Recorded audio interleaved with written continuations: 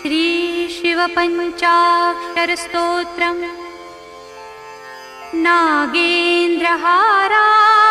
त्रिलोचनाय भस्माङ्गरागाय महेश्वराय नित्याय शुद्धाय दिगम्बराय तस्मै नकाराय नमः शिवाय।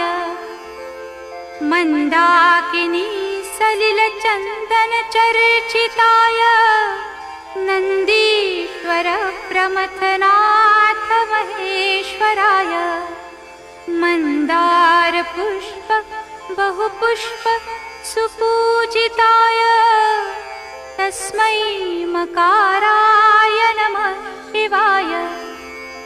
शिवाय गौरीवदनाब्जवृन्द सूर्याय दक्षाध्वरनाशकाय श्रीनीलकण्ठाय वृषध्वजाय तस्मै शिकाराय नमः शिवाय।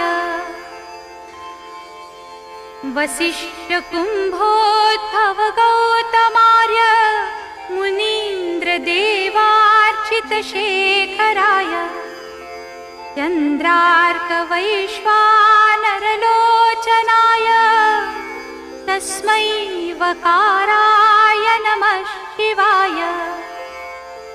यक्षस्वरूपाय जटाधराय पिनाकहस्ताय सनातनाय दिव्याय देवाय दिगम्बराय तस्मै यकाराय नमः शिवाय।